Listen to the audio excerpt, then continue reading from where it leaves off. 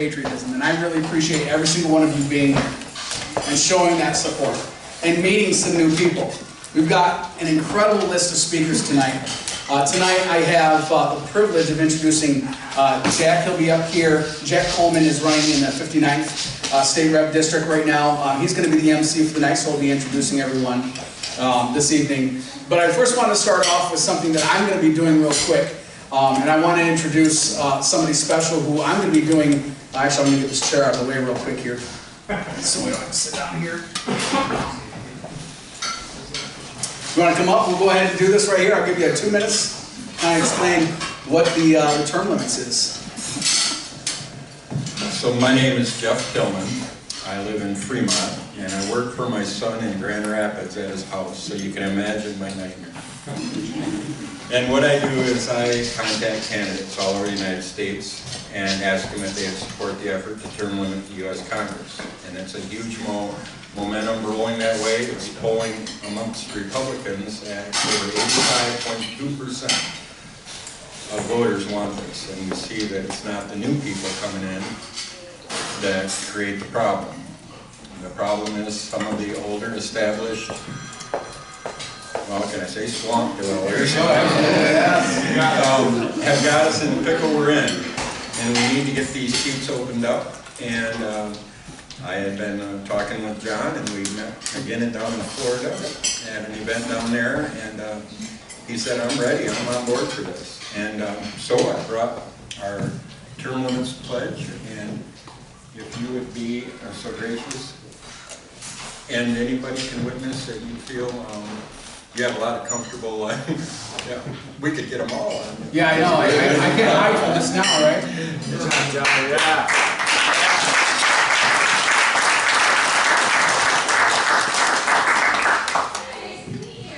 And then who would I go to first?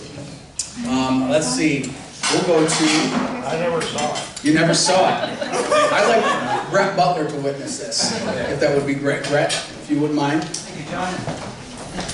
Brett has been an avid supporter of mine from Allegan, and a dear friend, I would say. He's going to have a chance and opportunity to speak tonight, so guys definitely want to hear what he has to say. I think you're going to enjoy it. He does not do political things at all, so this is all brand new to him, and I'm just definitely gearing him up and making him real nervous. So Thanks, John. nobody's paying attention. There's only one page. Thank you very much. Thank you. There it is. Let's hold that up real quick. Absolutely. Let's hold that up. Term limits have to be done for U.S. Congress.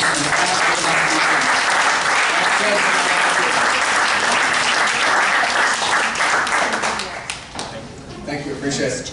All right, guys. Now for the real entertainment, it's going to be Jack Coleman. Jack, if you come out here, I'll say a couple good words for you. Jack Coleman is retired from the United States Navy, but we don't hold that against him.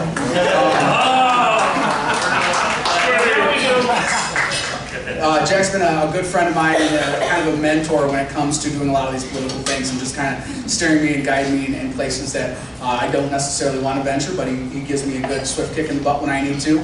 And we're just there to help each other out. And I think that's what patriots should do. I think that's what we should do more in the political arena, is talking to individuals and really kind of marrying each other's ideas and bouncing things off of each other. And I think you probably call more each other than your wife calls you, I would think, right? Well, at least your gun names are nicer. So Jack Coleman is actually running in the 59th State House District, right? 59th, yep. So he's running down there, and that's going to be in the St. Joe Cass counties currently right now until they decide they want to redraw it. And it's going to be like part here and part there, or wherever they're going to do it.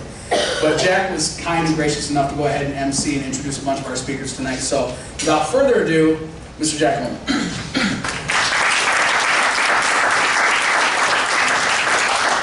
What a great crowd tonight.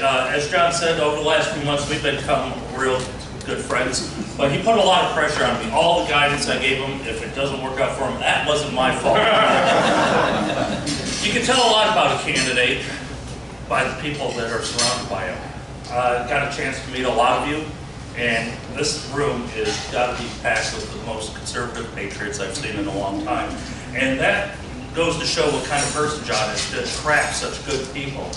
And the folks that are up here speaking for him on his behalf, we got a gubernatorial candidate, one of the best that we've had in a while. That goes to show the kind of support. He's got me too. And I don't throw my support lightly, I'll tell you that right now.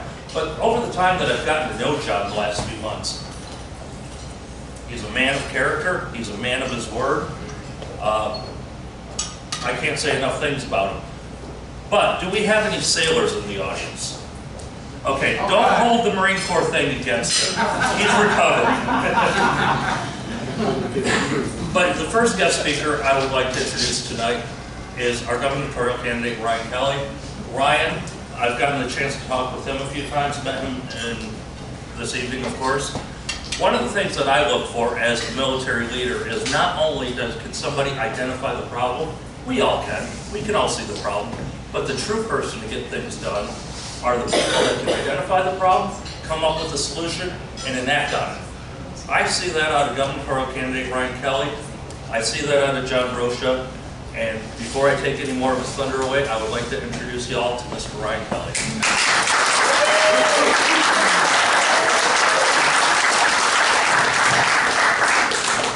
Thank you, Jack. We did have a great phone call the other day. We spoke for our 20-minute phone call. I think went 45 minutes or so, and we got to talk about a lot of really good things. I got to know you, you got to know me, and I look forward to working with you in Lansing when we get there, right? Absolutely. Come on.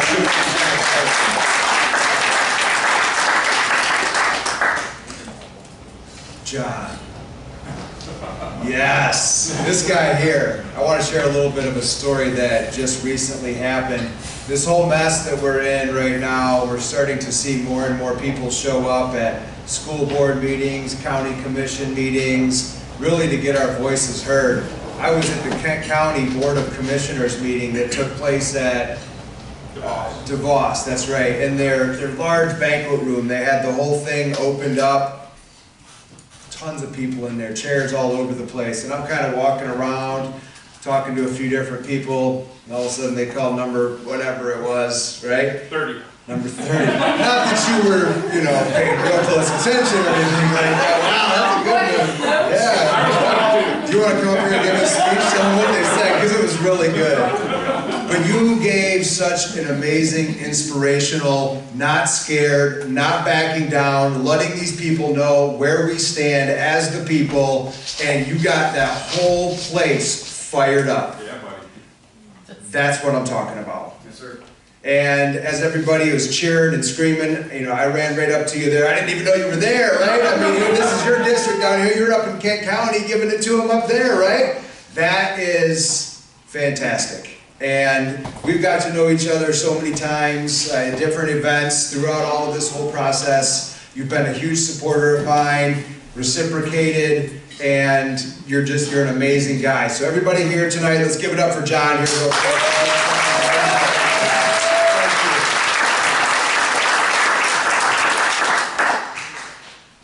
And thank you for the privilege to be able to speak here tonight and share some thoughts. And I have to be honest with everybody. These last couple of days it's been different for me for some reason.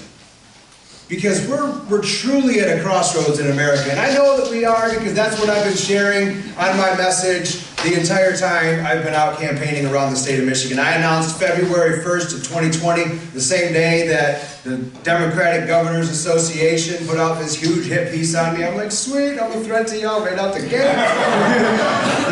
Yes, right? Did you email that to all of your people on your email list? Because I would like to get in front of all of them, right? But I don't know where they took it. But the message has been that we need good, strong people to stand up. And we all know that, right? We're at a time in history where we have so many weak leaders that are not willing to stand up and willing to fight for our country because our constitutional republic is under attack. Am I right? Are you with me? Yeah.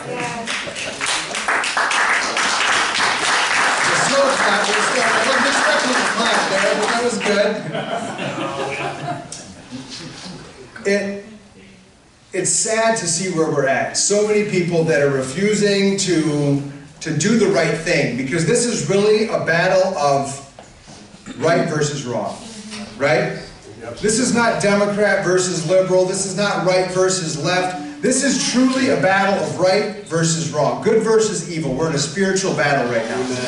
And we see so many people that we expect when we elect them to office, and they take that oath of office to uphold the Constitution, to do the right thing, to fight for the people, and they don't. And we're left with things like what happened yesterday. When treasonous traitor Joe Biden gets on TV and barks out these mandates. Do you remember when Donald Trump was in office and they were talking about during the whole election thing, they're like, oh, he's going to declare martial law, he's going to be a dictator, he's going to come into the states and do all this stuff, right? Throwing this big hissy fit about it. Joe Biden, the guy that they installed as president of the United States, is in there doing those very things right now.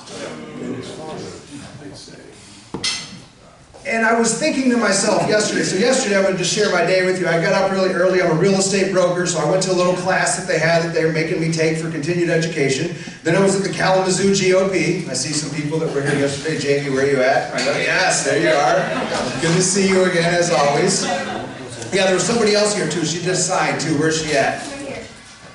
Right? Yeah, no, you signed, yeah, but you were there yesterday. There was one other lady that was here too. Or was there yesterday. Anyways, so then I drove over to an event in Pontiac, and then I drove to the Macomb GOP. And then I had about a 3-hour drive home.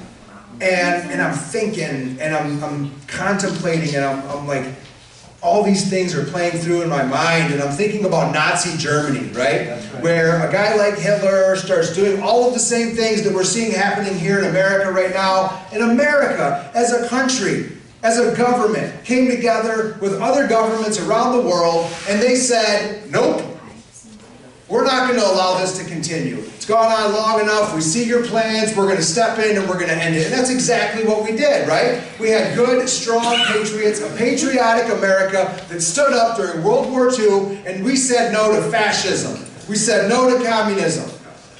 And we eliminated it. Kind of, for the time being. What's going on with the noise there. So I was thinking to myself last night, all of those things happening here in America right now. Nobody's coming to save us. There's not another government somewhere else in some faraway land that's a superpower looking to say, hey, what you're doing over there, Joe Biden, is not very good. We're going to come and stop this. Joe Biden steps out and says, this is no longer about freedom and personal choice. I'm sorry, Joe Biden. America is all about freedom and personal choice.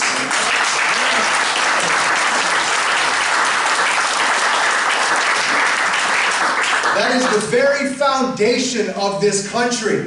That is the reason for our existence. That is the reason people want to come here. It is one of God's greatest gifts and earliest gifts He gave to mankind, that free will, the freedom to choose. And that's what America is all about. And so I was thinking to myself, who's going to come and save us? Wait. More so than ever. It's not like this was like brand new information to me yesterday, because I know it's always up to the people, right? More so than ever, last night, with the realization of how far these people are going to push it, it is truly up to us to make sure that we save this constitutional republic that we know and love. Standing strong. I was talking with some people yesterday, last night in Macomb, and they're like, hey, I'm a federal employee and they're going to mandate the vaccine. I'm not going to do it. I'm going to make them fire me. I said, how can you inspire 100 of your friends to do that? That's right. We need to be the ones that are going to encourage the people around us to stand strong, to say no to these communists that want to try to take over the American government and institute something that is not what this country was founded on. It is up to all of us to be the ones encouraging people around us not to quit. Don't walk away. Make them fire you. Encourage the employers to not play along with the game that the federal government is trying to play with our very existence. If we give in, what do we got? We lose it all, right? This is not my normal speech that I give. Many of you guys have heard some of my normal speeches. But this is different to me, because we're at a crossroads. Because this is not going to stop. To think that he's not going to come out in a few weeks and say, now if you're 50 employees or more, everybody's got to get the vaccine. 25 employees or more, you got to get the vaccine. Every person will be required to get this vaccine. Look, if you want to take it, take it. You know that it's there. If you don't want to take it, to be forced to take it as a condition of employment or a condition to participate in society? Wow. You guys see where we're at, right? Mm-hmm. We all see this clear. So we're at a crossroads. I made a video today. I put it out on TikTok. I'm hoping to gain some traction like some of the other ones I put out recently. And we have a constitutional sheriff here, Darleaf. Let's give it up for Darleaf. Amazing. You got your back, Dar. You got your back. 100%. You've been with us. A quick story, right? The heat of the pandemic, right? You know, the juice party. So, sheriffs speak out. You know, we have stay-at-home orders going on. We're at downtown Grand Rapids doing our own thing because we told Gretchen Whitmer, sorry, you know, we run the show, you don't, right? And Darleaf shows up in Grand Rapids as law enforcement enforcing the actual law, saying we're not playing with you, Gretchen Whitmer. Yeah.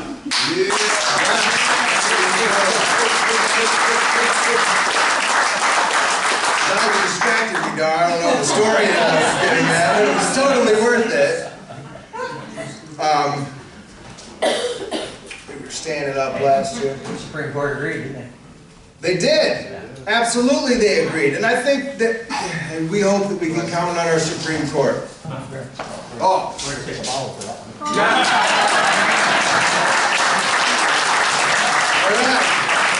It was because of us. It was because of us being loud and saying no. It was because there was people that were willing to stand and willing to fight. And that wasn't the only rally that we did last year. That wasn't the only time. The April 30th rally, we were standing outside there, right?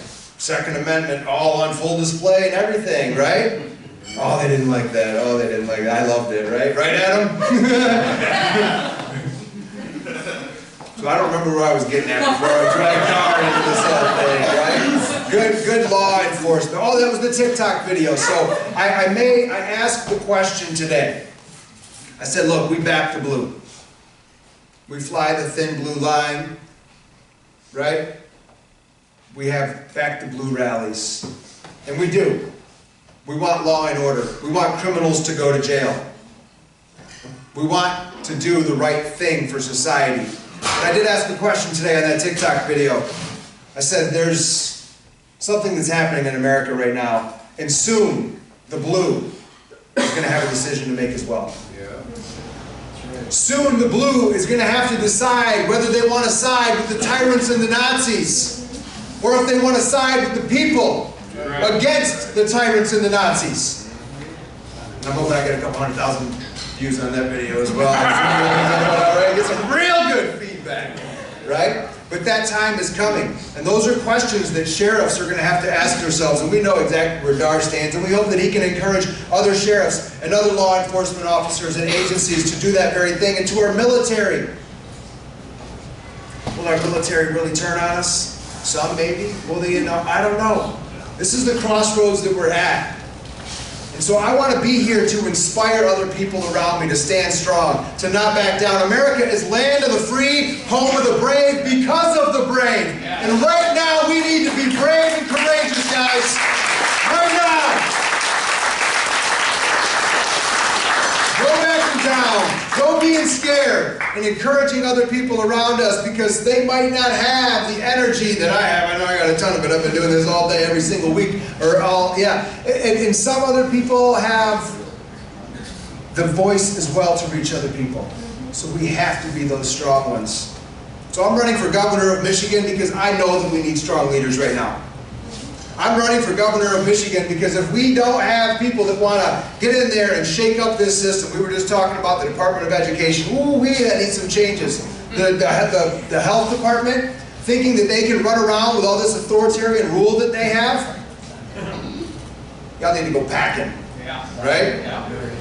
Take a vacation. Yeah, it's great because you're telling them no. You're telling them not to do it. We need more sheriffs to stand up. We need more people that are going to say no. We need more people that are going to say no, guys. And we're not going to play. We're going to unplug the ride. Music stopped. Sorry. Ain't going round and round anymore. And it's up to us. I'd love to keep talking, but I better not. I better end this scene here, right? John, we love you, brother. I want you to keep fighting, right? I want you to keep fighting hard. I appreciate everybody allowing me to have a couple of minutes to share some thoughts with you tonight. So just leaving you with this message here. Walk out of this event today knowing that it's up to us. Walk out of this event today encouraged and inspired to stay strong. Know that there's a whole lot of us together that got your back. Because guys, wow, where we're at right now, we're making history one way or the other. One way or the other. We either let this whole thing go, watch our country crumble, or we rise to the occasion. This is the darkest hour that we've seen in America in a long time. And the finest people rise in the darkest hours. Right. So be part of that group, and in 2022, vote for Ryan Kelly as Michigan's next president.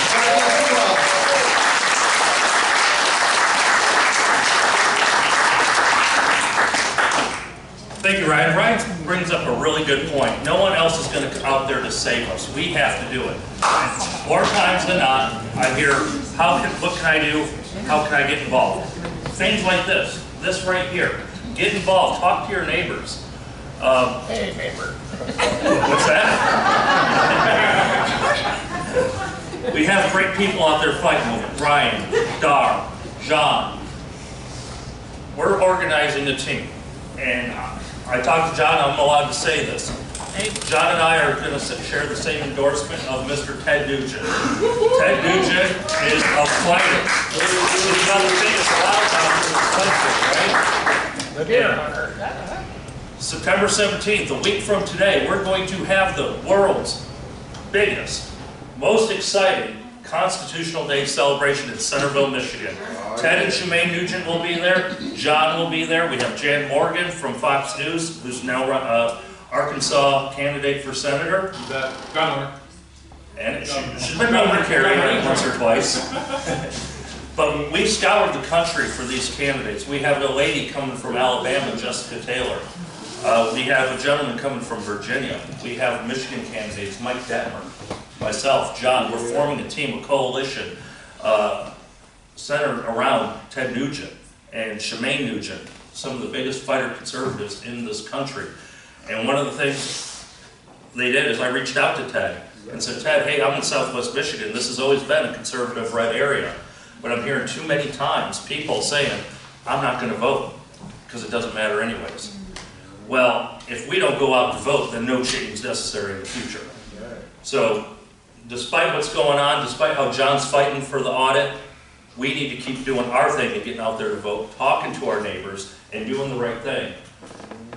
Dar Leaf has been the front runner in that. He's been sticking up for his county, investigating, doing what a law enforcement officer should do. He gets information that there might be some discrepancies in the election process. Dar says, well, I'm going to look into it.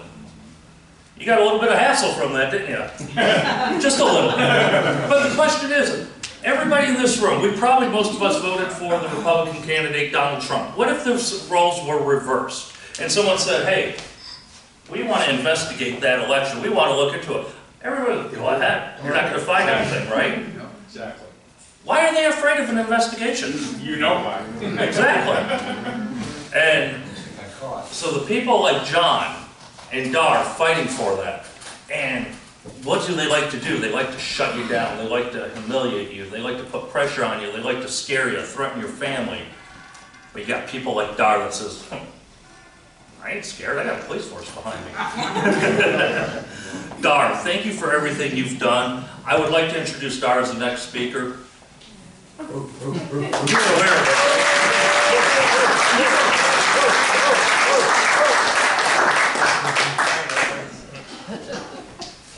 Follow these two guys? Yeah, okay. Where's Randall?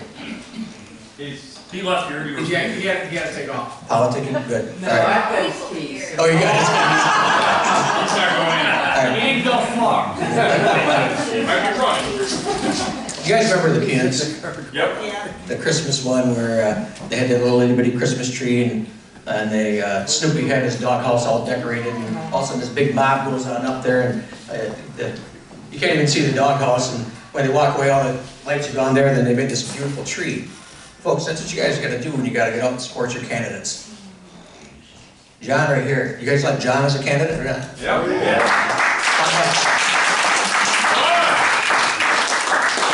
Are we willing to go on out and put a nice decorated tree out for him? I'm talking about knocking on some doors. I'm talking about rattling some chains. I'm talking about when somebody says something negative about him, you come back with positive.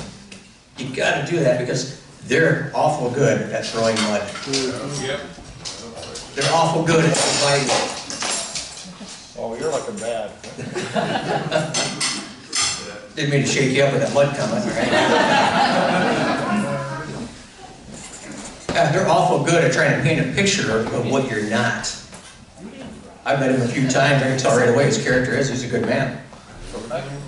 That's not difficult, you can pick that right out on him. That and, my dad was a Marine too, so. But nonetheless, you gotta get out and start supporting these candidates. You gotta get out, get off your duff, put on your tennis shoes, start knocking on these doors, and start having conversations with people. I think I kind of changed how people voted, or excuse me, campaigned in Berry County, because the first time I ran, I went up and I knocked on door after door after door. And it's funny because about 3 days before the election, I told myself I was going to knock on 15 doors. I got to my 13th door, and every one of those people said that they either voted for me or they got my back. I got little chills by it right now, just thinking of that. I sat back in my car, I'll never forget that feeling. I knew I had it. I knew I had that election won. And it's funny because my campaign party that night, or excuse me, that election night, I'm standing back, I'm calm as could be, and one of my correction officers comes up to me and he says, "How can you be so calm? I'm sick to my stomach." And he wasn't my correction officer yet, I was just another deputy. And I said, "I got the bag." Mathematically, it was in the bag. That's what you gotta do, you gotta go out and make contact with people. And I'm not talking, knocking on the door, "Hey, vote for John," or vote for Mr. Kelly here for governor and all that. No, you have to have a conversation with them. You have to convince them that they're the best candidate. Statewide, we have to do that, folks. I got property up in UP. I plan on taking some signs up there for Ryan. And we start getting those spread around up there. I'm not well known up there, and except for people from Berry County come out and visit there with me, so I can run, but I can't hide. But it takes a lot of effort to get this job done. Now look at Donald Trump when he was out campaigning. Look at the crowds he brought. And then I go out and they tell me that he lost. I'm going. John James. How many of you guys met John James? Anybody? Hey!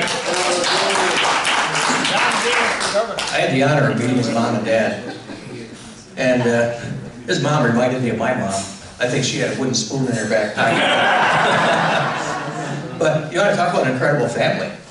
And again, twice I think he had that ripped out from underneath him. Absolutely.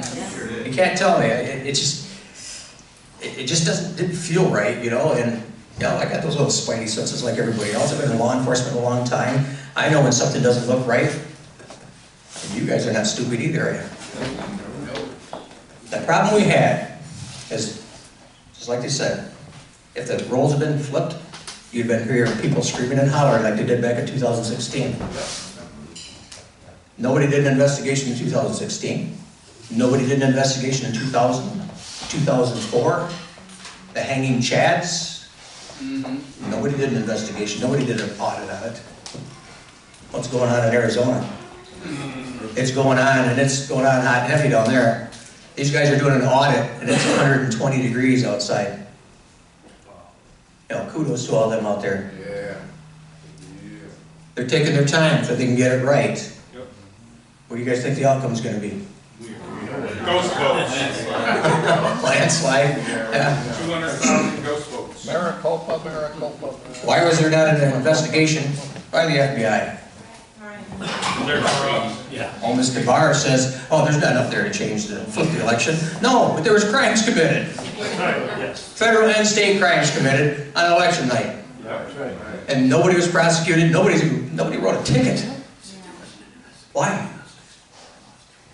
Well, I'm working on that, folks. I see the problem. I'm working on it because I've been contacting my state rep and my senator, and I said, hey, we have to train officers and what to look for. We go out, we'll handle a drunk driver, and well, you all know that one-leg stand and all this stuff, and the finger to nose, and the eye gauge, and the nystagmus, and all that. Yeah, we know all about that stuff because they train it. They train us, they spoon feed us that stuff. When it comes to election laws, we're all going, don't know what to do. Yeah. For the poll workers, you have to be trained on what to watch for. Pat Colbeck. You guys know Pat? Oh, yeah. Oh, yeah. He's an eyewitness. He's a rocket scientist. He's a computer geek. He looks at the tabulator and says, hey, you guys are connected to the internet. No, we're not. Yeah, right there. That little icon right there says you're connected to the internet. Trust me, we're not connected to the internet. Shortly after that, they chased everybody out, locked the doors, and put cardboard over the windows. I was asked the other day if I was going to endorse the police chief over there in Detroit. I said, no. I'm off one question. Where in the hell were you? Yes. That happened.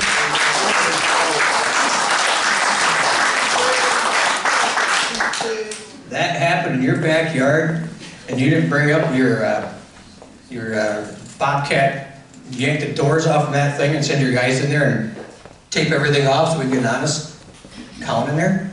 You know, I can't tell you really if it was dishonest count or not, but sure looked like it. They locked doors and put cardboard over the windows, didn't it? Yeah, what are you hiding? Why would you not open up an investigation on that? I don't get it. And the reason why I said grab the chains on those doors and yank them off, because that's what happened in Berry County. All right. But I can tell you right now that the clerks of Berry County would never have done that. That's a problem we're having in Berry County. Oh, we started an investigation. We had a complainant come on in. Somebody who's very, very well respected in our law enforcement community. Got a very good brain. But again, we're Berry County. We got excellent clerks too. Now we're having a fight over whether or not we can get inside those Dominion computers. Who in their right mind would do a contract where the people couldn't go in and look at those computers and see how the vote was counted? Right. Corrupt people. Corrupt people, all right. Yeah, it floors me that we're going through all this. Why are we fighting? Why can't we get that audit? Those senators that did the investigation, and I don't want to kick sand in their face, but were any of them law enforcement? Did they have any investigative background? I know my senator, he's an ear, nose, and throat doctor, and a very, very good one. He's actually a pretty good senator for us, you know, I like him. But did he even know? And in fact, I got to back him up a little bit more. He didn't get involved in it until about halfway through the interviews. But did he know what to do? Did he know when he recognized somebody giving you a line of BS? Hey, they train us that, folks. We get that kind of training, but we don't get election fraud training. We can tell, you know, when your eyes are going to the left or the right, we need to move a little bit closer to you, put a little more pressure on you to get the truth out of you. We know that stuff. But when it comes to election fraud, nobody really knows what the election laws are. Do you ever see the election code? It's about that thick. Okay. It has rules, what you guys have to do as candidates when you're running, and it's got rules for the poll watchers and so on. And they don't train us in that. That's time. So, I've been bugging my state rep about that. I've been bugging my senator about that. We need to make that part of police law enforcement training. It doesn't have to be at the academy. We get training all the time outside of the academy. We start learning about traffic accidents and traffic crashes. We get the basics in the academy, but the advanced stuff, I gotta pay my deputies to go to. So why can't we do that with voter integrity? Yeah, to me, it seems like a no-brainer. I don't know. I'm kind of taking up quite a bit of your time here, and actually this is about John. This is why I'm here tonight. And John, tear it up out there. Keep your integrity. Don't let those people beat you down. Do not roll in the mud. Those people are the kings and queens of mud, all right? Don't play in their sandbox. All right? Take the high road. That works for me. I've done that for years, taking the high road. I got people throwing darts at me in a newspaper. I know my source, you know. And here's something, I'm in my 5th term right now. My blood pressure's still normal. My doctor asked me, how do you do it? And I go, no, I just got to know the source of the stuff coming at you, you know. And it was funny because one of the lessons I learned right when I was a part-time officer at the village of Nashville, had the police chief there. And I'm big into the common law, for those of you guys who don't know me. And the sheriff is in the common law office. And by the way, whoever wrote that petition thing there, the U.S. Constitution did not create the office of the sheriff, so we're gonna fix that in there. The office of the sheriff was here centuries before the Constitution was even written. So I want you guys to understand that. So my powers as a sheriff come from way back, long before the Constitution was written. The reason why we're not in the Constitution, because my office is already created. And you people need to understand that you're above the Constitution. Who's the Constitution for? No. Who's the Constitution for? The government. It's the limitations on your government. It's the job descriptions. It's that separation of powers that we have, and Joe Biden standing up there giving all these executive orders. I just started laughing. He doesn't have the authority to do that. It's great for his employees. We're exempt. Yeah. Same thing with the governor. When I was out there giving my speech there in May of last year, they called her out and said, you arrested everybody. I don't know if you guys remember that or not. Oh my goodness, you thought I was kicking puppies or something. Look at the elements of an arrest, folks. Took away your right of free will. Not in Berry County. Tell me you can't be on a lake. Folks, I got a paramedic background also. We studied viruses. They teach us how to avoid viruses, right? And they teach us quarantine. And when your governor started taking people from Detroit and over to the Grand Rapids hospitals that had COVID, I'm sitting going, what? You don't take those patients, you keep them over there quarantined. You take somebody who's needed leg surgery over to Grand Rapids. You take somebody who needed a heart cath or something like that to Grand Rapids. You don't take your COVID, and especially put them in the senior homes who are the most vulnerable. How about come out of my chair with that? Well, yeah, folks, I think Ryan said it the best. It's time for us to take a stand. You don't take a knee. Knee is a sign of defeat. You take a stand.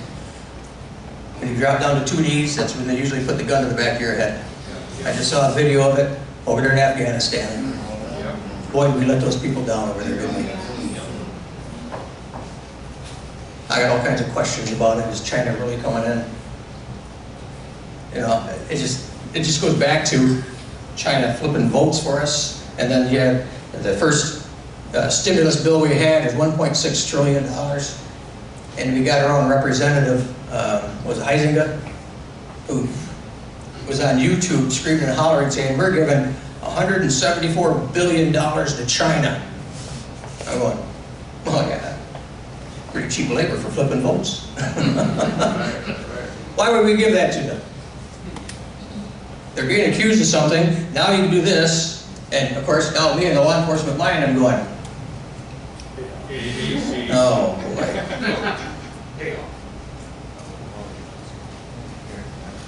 Communism, here we come. No, absolutely not. Don't let them put that wedge in between us. Get these candidates in there who's going to make a difference. My request right now, just as a law enforcement agency, is get control of them using the tactical teams on our people here in our communities. Waco. Something they may be able to handle with a phone call, or maybe sit at a grocery store, wait for the guy to go to the grocery store. Instead, almost 200 people died. Ruby Ridge. Yeah, he was so evil, why is he not in prison? In fact, he won his lawsuit. Clive and Bundy. The guy goes through all the all the security to get onto an airplane, goes through all of that security to get on a jet. When his jet lands, rather than go up to the terminal, they go out in the middle of the tarmac and he's surrounded with a tactical team. That's somebody's great-grandpa, folks, and that's not acceptable. Roger Stone, another grandpa. So when you get into office, that's going to be my first demand for you, is to get control of that. Well, I have you on the team, we'll make sure that happens. You bet. I'll be there. I will be there.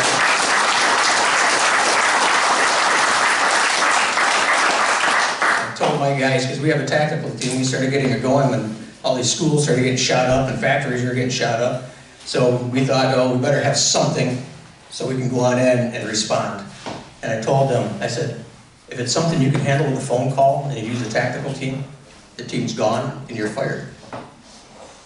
I'm not messing around with that, folks. That is serious, serious stuff. Amen. They come busting in the door and you're unarmed, you got a gun pointed at your head. Folks, that's a crime. Yeah. Yeah.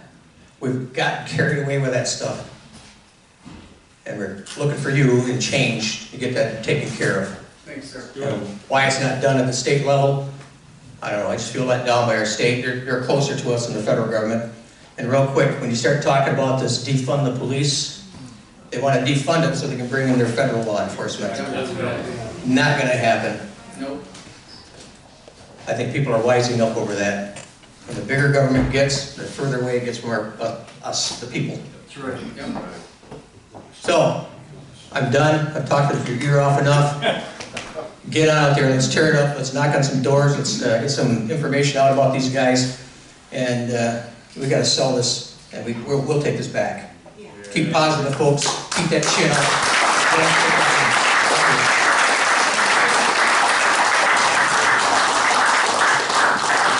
I'll tell you what, Dar, when you walk into a room, you make every liberal more nervous than Hillary Clinton.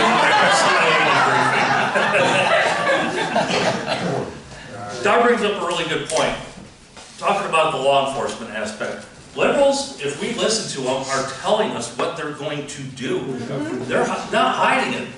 2019, Gretchen Whitmer, on her budget, line item vetoed 147 items. One of those were what? The Deputy Road Patrol, right? That literally took police officers off the street. Who did that hurt? It didn't hurt Detroit. It didn't hurt Grand Rapids. It didn't hurt Lansing. It didn't hurt her voting pool. Where did it hurt? Rural, conservative Michigan. This was before defund the police was in the news, before George Floyd. They were already going to do this. They made an attempt. One thing that Dar, Ryan, John, myself have in common is we're asking for the onslaught of the liberals. We're asking for it. But every once in a while, when you have a tyrannical governor, like we have here in Michigan, and there's no mistake about it, she's tyrannical, somebody gets caught up in it that never ever intended to. Maybe a small business bistro owner, that the only thing she's trying to do is survive. That's one of the things I share with you, Miss Marlena, is I used to be a small restaurant owner. It's tough business. Every day, it's a slim margin. Hear about how these greedy business owners are. Well, not only do they have a mortgage to fund for their businesses, the employees to pay, everything else that goes with it, the insurance. You got a household to maintain on top of that. Taxes. Exactly, taxes. You got everything that a household budget has, plus a business budget. And your governor says, you're not going to do. Essentially, she said to Marlena, I'm taking away your job. Why? The same reason we couldn't go fishing with a motorboat? It didn't make sense. Couldn't buy gardens, couldn't buy seeds for a garden. Oh, it's all in your safety. Well, Marlena, I felt so much safer when they shut you down and put you in jail. Well, what did they do? Seized your property. They took a lady. You never had any desire to be involved in politics, right? No. Nothing. She did it. And she did it to the wrong person. She was going to stick up for herself. And by sticking up for herself, she's sticking up for other people. I don't know if you realized it at the time on how much of a voice you were for the small business community. Yes. And that was a strength that was needed at that point in time. And I applaud you, ma'am, for sticking up for that. This is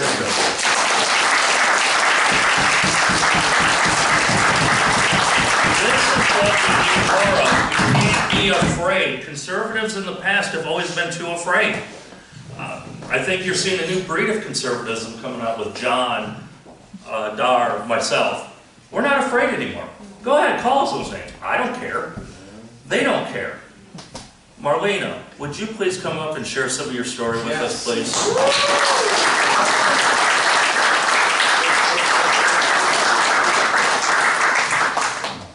Well, thank you very much for having me, and I'm pleased that I can share my story. I'm here today to support and endorse Jon Rocha for Congress, District 6. This is my district. I admire you as a human being. I would like to say thank you because you serve us country. You Marine that served 2 terms, so can we...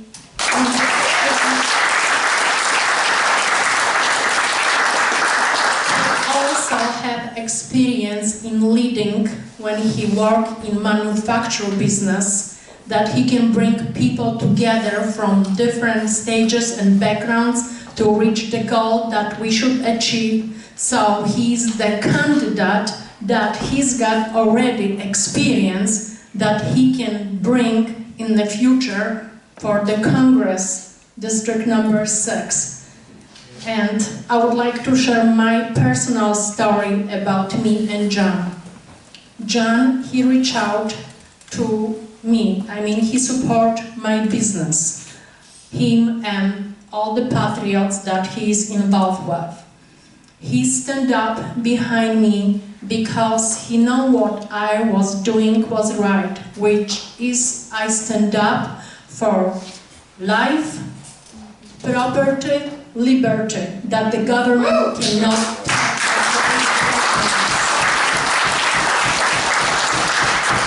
When I decide not to close my business, that means I wanted to be self-sufficient. I wanted to support myself. I didn't apply for LLP loan or whatever the government offered. I decided that me and my workers, we can work and support ourselves, so we don't have to be burdened to the government, because we don't need to spend more money. Everyone's got to live up to his means. We cannot spend if we don't have those money. So I decided what I did was right, and Jon was right behind me, which I'm grateful and thankful, because it means a lot to me knowing that I'm not alone, that I have a lot of people like all of you who support me and my fight for freedom that we American people deserve. I escaped communism, so I know how life looks like.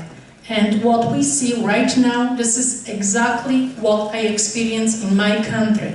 So I will fight and do whatever will take, that I will defend and support the Constitution that I took off when I became a citizen in 1992.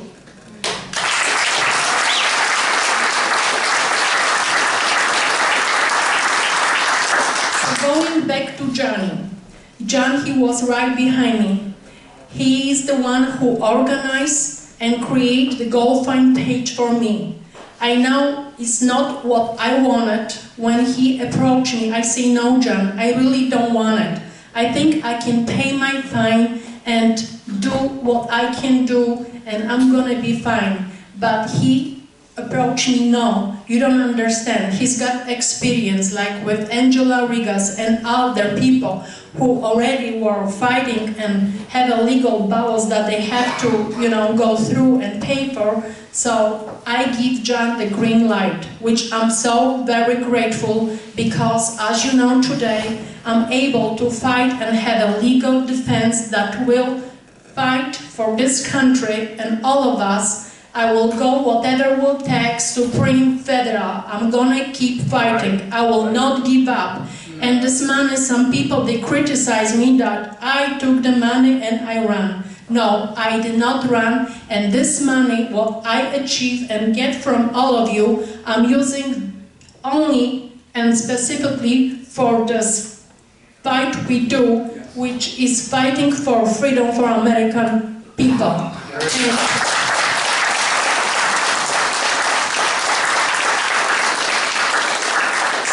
To say thank you very much, Johnny, that you really encourage me to do so, because it's really big help. It will be impossible for me to pay my legal fee in this amount like they become to. And as you know, I try to do stuff on my own because I bring the guy from Texas, his name is Rick Martin, which I still support him 100%. He's one of many who fight, and he helped us to understand the Constitution and the law, how things work. But because we have this judicial system that don't allow, if he's not a bar attorney, to be able to represent you, I was unable to use him.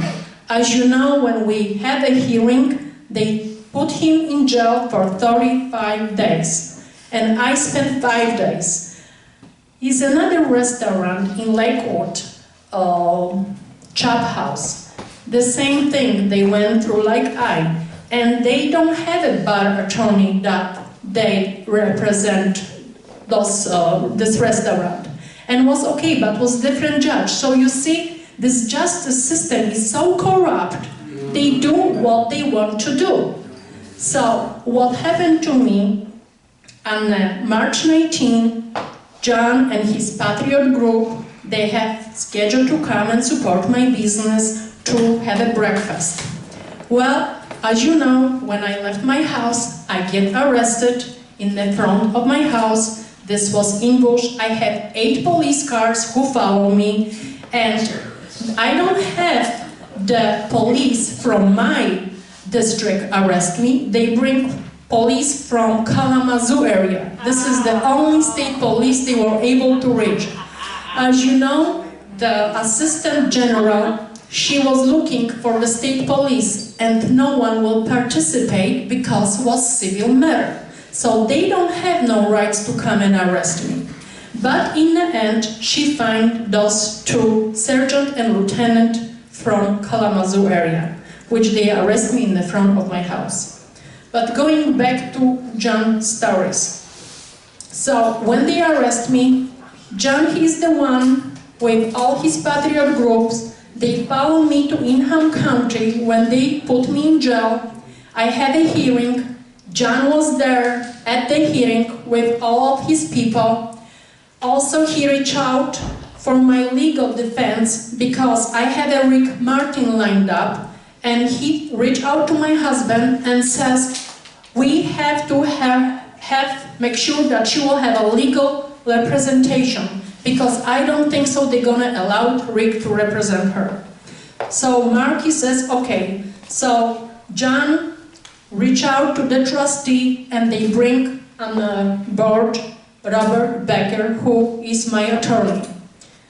When they brought me from Ingham County Jail to the hearing, my husband gave to the lieutenant 2 notes, and he asked him politely if he can give it to me, which he agreed. So he gave me the note. He says, first ask for Rick Martin, and if this don't work, then ask for Robert Becker. In my mind, I'm thinking, wow, Mark, he's confused. This is not Robert Becker, this is Frank Becker. Because in my mind, I was thinking he's the sheriff of Allegan County, which probably most of you don't know. Before my arrest, I reached out to Frank Becker, who is the sheriff of Allegan County. I called him, I left him 5 voice messages. Mr. Becker, please call me back. I need your help. I need your support. Mark and Rick Martin, Tuesday. I get arrested on Friday. Tuesday, they went to the sheriff department, and they have personal contact, and they told the sheriff, you have to help us. You have to defend and support her and stop the arrest. And Sheriff Frank Becker response was, I will not arrest her, but I will not stop the arrest if the state police will come and enforce. So when we're gonna decide, when it's gonna come the time that we're gonna have to elect the sheriff, we gotta make sure that we have the right sheriff, like Sheriff Darley. If I can steal you from your country to this country, I will do it. I will kidnap you myself. So, Johnny, going back to our story, thank you very much for what you have done. When I was in jail also, he helped my husband going through this whole battle, because I was in jail, my husband needs support. He was right behind, what you need, what can I do? When I get out from jail, he was there. When I was in jail, he was every single day in the front of my jail building, talking to the state police, make them understand that my arrest was unlawful and unconstitutional. So he did whatever he could to help me to be released. So, Johnny, I would like to really appreciate and say thank you what you have done, that you're the man who's got this capability, and you're the one who I see that you're gonna do the job as a congressman, that you're gonna uphold and defend the Constitution, that you're gonna protect us constitutional protected rights, unalienable rights that God give us, and I know you're gonna do the job the best, so thank you very much. I would like everyone, please support Jon, endorse him personally, financially, because he needs our support. So, God bless you, Jon. I love you, and we need you to be as congressman in this state.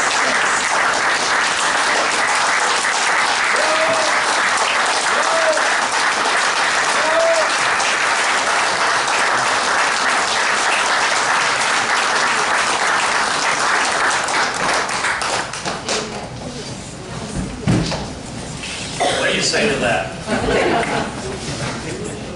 I should have just let you close it out. I have nothing.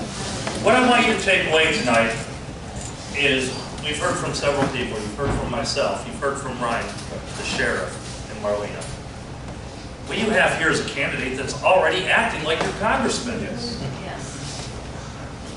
No matter what position it is, whether it's governor, a state senator, a state representative, they come knocking on your door.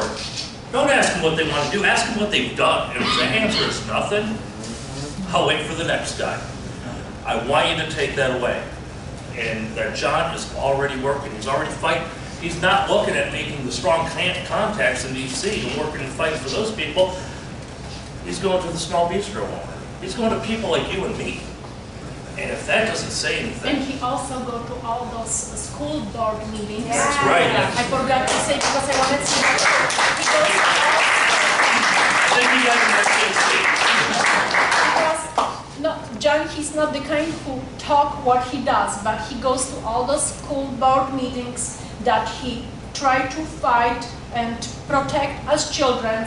He also organized a rally, and he's all over. He's not just guy who talk. Action speaks, so this is Jon. Action speaks, so.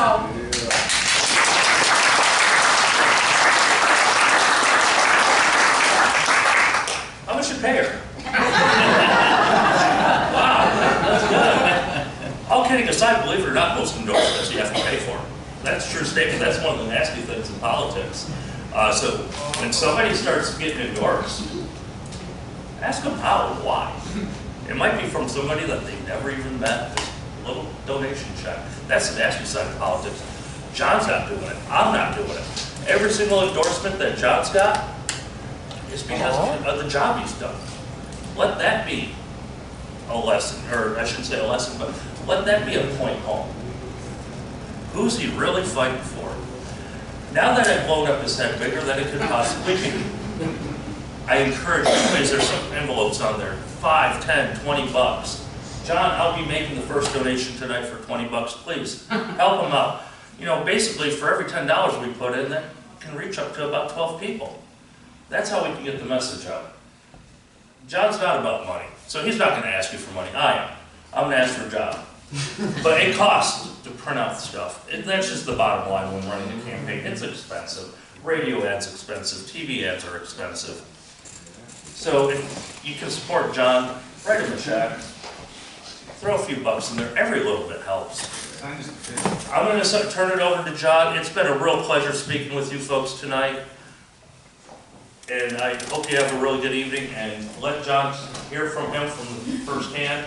And thank you very much for your time.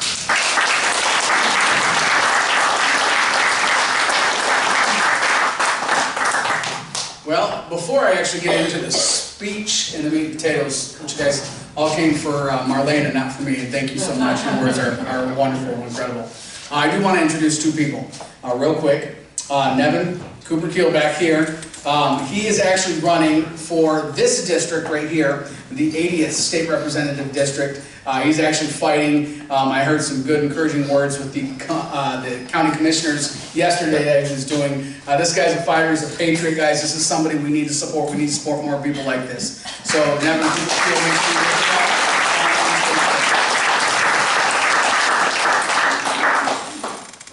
the last person I want to introduce is a good friend of mine. I think I can call you a friend. Absolutely, I'd be honored. Brett Butler is a fighter. Brett Butler is a patriot. He's a father, he's a husband, and he's done a fantastic job in life. He just does what he's supposed to do.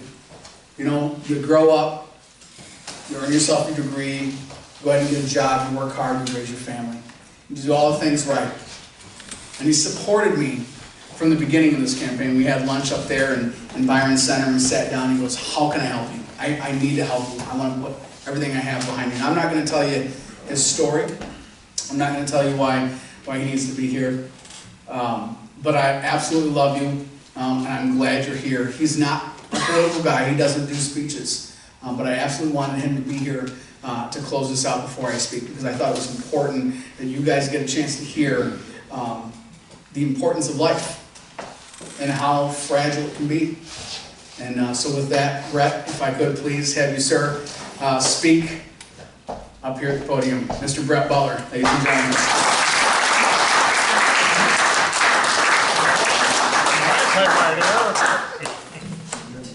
I'll be your neighbor.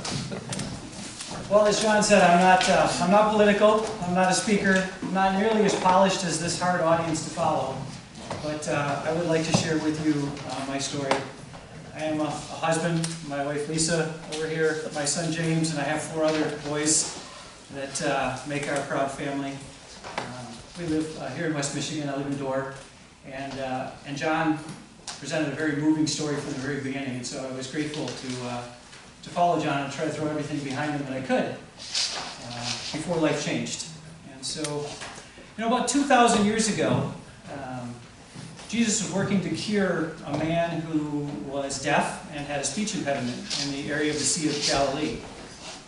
And, you know, Jesus performed many miracles that we read about in the Bible. And few of the Bible stories actually use the ancient Aramaic language. And I think this particular story is particularly important because Mark, the writer, picked up on the language that Jesus used and carried that through the writing as well. And the simple word in curing this man was aphatha, right? So a simple word, Aramaic word, right? Seldom used in actual Aramaic text in the Greek New Testament. Aphatha means be open, right? It was Jesus' profound statement to this man and ultimately to all of us to be open. And being open transcends that simple passage of opening this man's hearing and his ability to speak, and it actually reaches us deep in our soul. Where do all these rights that we speak of come from? They come from one place, right? Our Creator. That's the only place that these rights can come from, and it's up to us to defend those rights and the work that our Creator did with our forefathers in laying out the Constitution laying out all the important documents that set up our constitutional republic. And we should never forget that. So be open, right? Be open, afafta, right? So focusing on our own self-interest, that's not being open, right?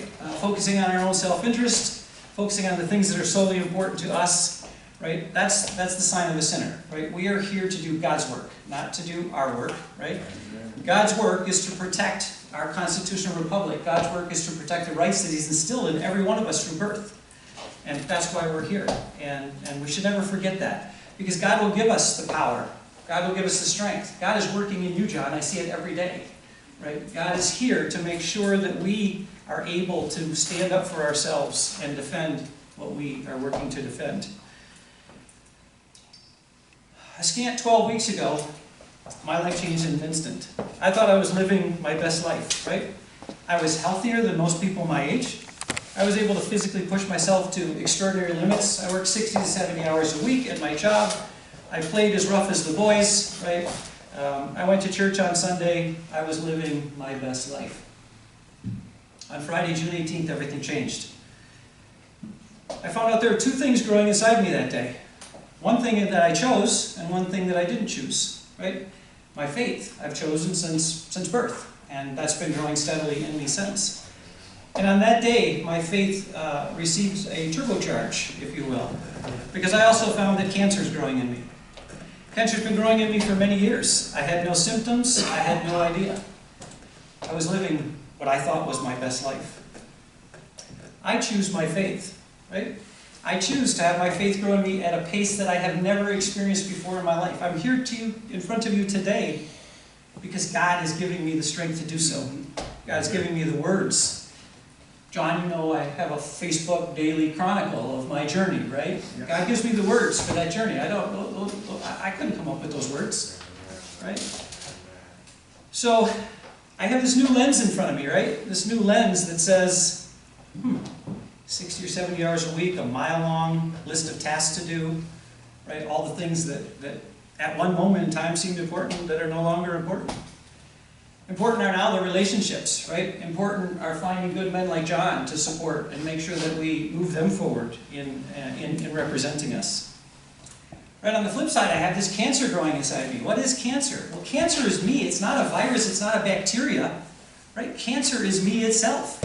It is some of my cells that have gone awry. They are not following God's plan. They're not following my plan, that's for sure. Right? And so these cells are not going to win.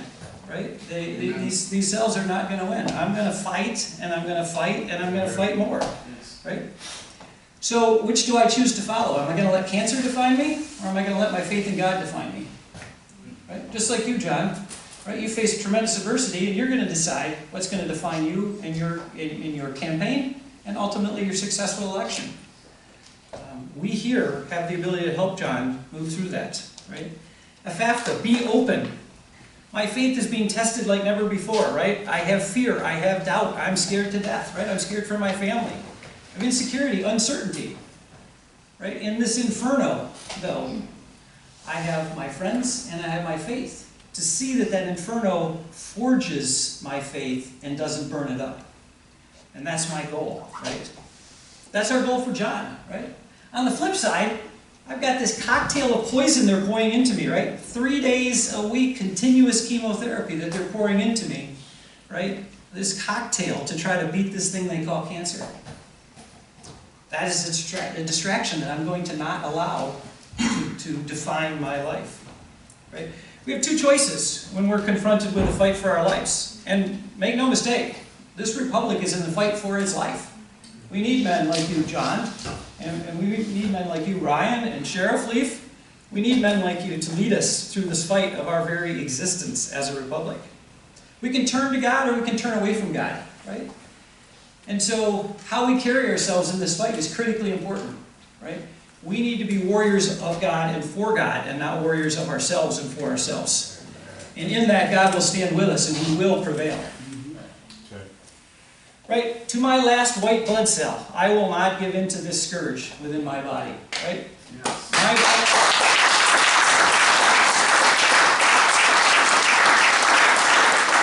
Thank you. My battle will be rigorous, continuous, and unrelenting to crush this affliction within me. I'm all in, I've split my hand, I've doubled down, I'm going big because, quite frankly, I don't know. I don't want to go home, right? Anybody that's known me for a long time knows bigger go home, and I never choose to go home. So, God built me to be who I am. I can't be anything other than He's built me to be in His image, right? And I simply don't know how to be anything else. It's on for me like it's never been on before. And John, I hope everybody here is on for you like it's never been on before. So my public service announcement. You who think a colonoscopy is inconvenient, I can assure you firsthand you do not want to take cancer for a test drive. Right? Due to the pervasive number of cases at younger ages and healthier people, the screening age has been lowered to 45. Right? If you don't know that, you need to know that. Right? Days, weeks, months, and years are critical in the fight of cancer. Right? 12 people now, since I've gone public with my plight, 12 people who are over the age of screening colonoscopy recommendation who are not going to get their colonoscopies have scheduled them. Some have already had them. Good. God is at work in my affliction.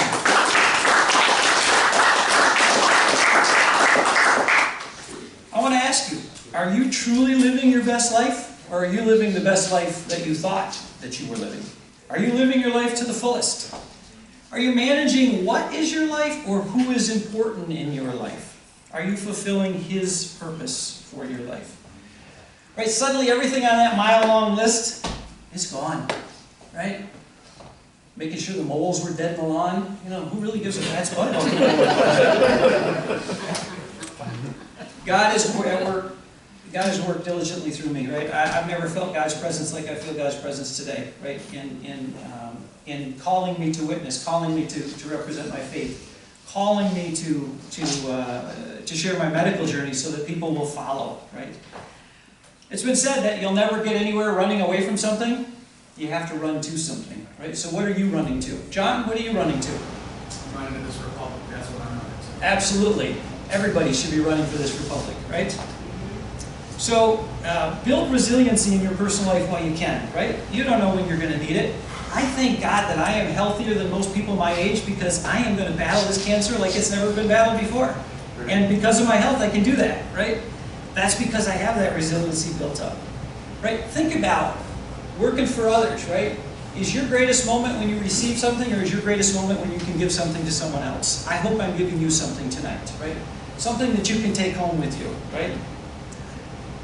I'm going to read this one because I don't want to screw the words up because I thought a lot about this one. To my brave friend, Jon Rocha, who has courageously found his voice, Epiphatha, be open to God's plan for you, for your candidacy, and your ascendancy to the great state of Michigan's 6th District Congressional Office. Follow His will to represent His people, your constituents, to great success and glory for His people.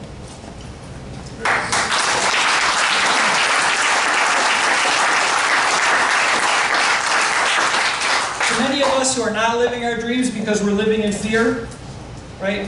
Turn that fear over to God and live your dreams. Live the life that you were meant to live. Right? Each one of us has a purpose. We may not know our purpose, some of us, until something terrible happens. Right? To each one of you, be a path. Be open. When we are not receiving His guidance, He may make lane changes abruptly for you. I'm not dying of cancer. I choose to live in spite of cancer. Yes. Thank you.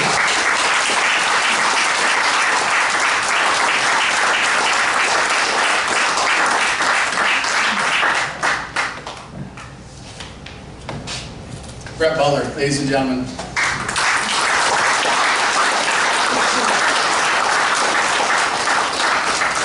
If that is an inspiration for you, then this probably isn't the right room for you. That man has done a lot. I'm proud of him and his family and what he's gone through. I'm proud of you, brother. Thank you. That means much. All right, now I gotta get these tears out of the eyes because you know what? This is real. This isn't fake. I'm not gonna stand up here and give you a bunch of crap because I'm a human being. I feel. I have feelings. And the way this country and the state is going, I feel that. What we saw yesterday from a tyrannical president is unacceptable. And we have to stop it at all costs. And it starts in this room right now.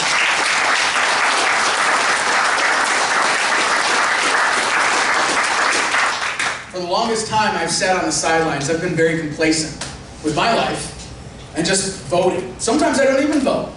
You know, whatever. It's just a vote. Who cares? It's not a big deal. Somebody will take care of it. Somebody will do the job, whatever. And then when I go in there to vote, I just go, okay, vote. I know this person. I know this person. I flip it over and go, well, that looks like a cool name. I guess I'll circle them in. I have no idea what I'm doing.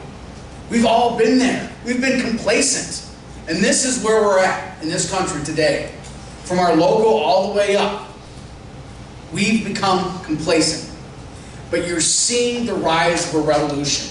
You're seeing people who've never been involved in politics get involved because they see what we're about to lose. This isn't a game anymore. This is our republic. And if we don't win in 2022, we may never see it again.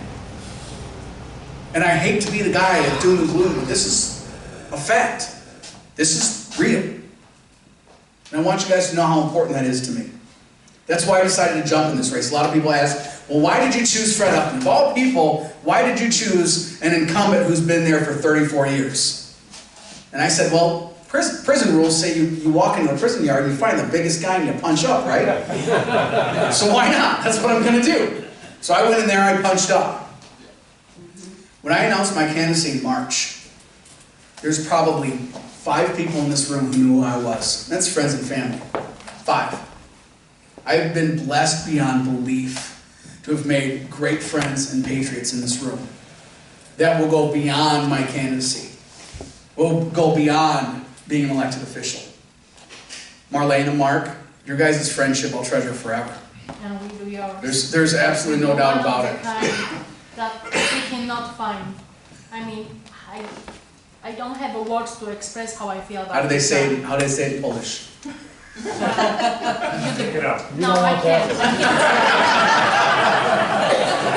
They say Kohancha. Kohancha? I love you. There we go, Kohancha. There. See, now we're learning Kohancha, right? I really. My Hillsdale brothers over here, who've helped me settle with a citizens initiative for a full forensic audit of the 2020 election.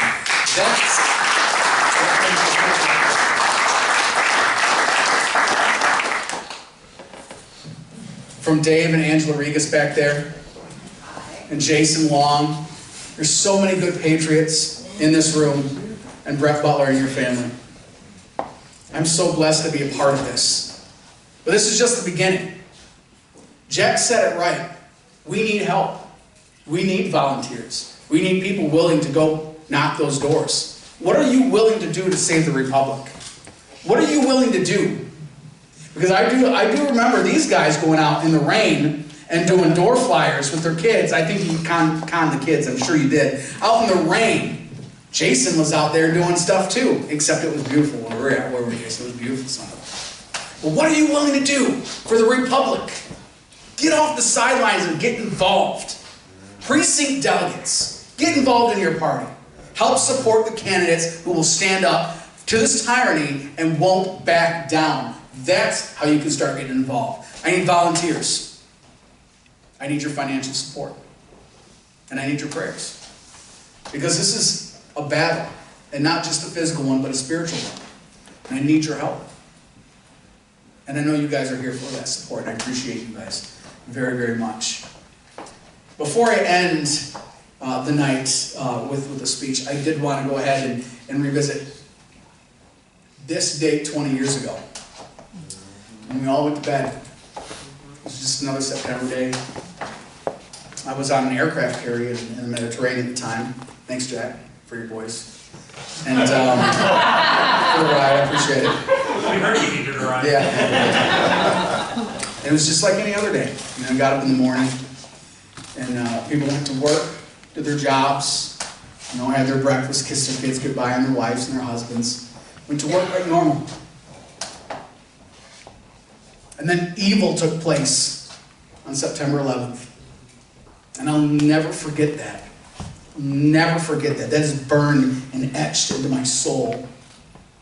I will never forget that. And I will never forget the men and women that have since come and gone and bled and died and sacrificed themselves to keep this country safe. As a Marine, that's important to me. As a Marine who served in Afghanistan, there's nothing I cherish more. It truly is. So tomorrow, it's a somber day, but also understand it's a celebration. Because if we all remember what September 12th brought, it was unity. It was peace, and it didn't matter if you were Democrat or Republican. It didn't matter who you were. There was unified American people all across this country. We can do it again. Guys, I need your help. Go to JonRochaForCongress.com. Guys, I want to see more of you. I want to talk to you guys more. I love every single one of you, and I'll be here all night, so please come talk to me. We've got a lot more to talk. And again, I appreciate every single one of my speakers tonight and every single one of you guys here. So give me a round of applause for the speakers, for Ryan, for Greg, for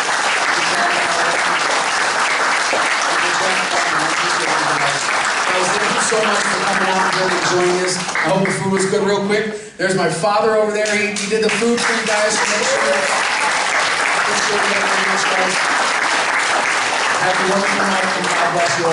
Thank you so much.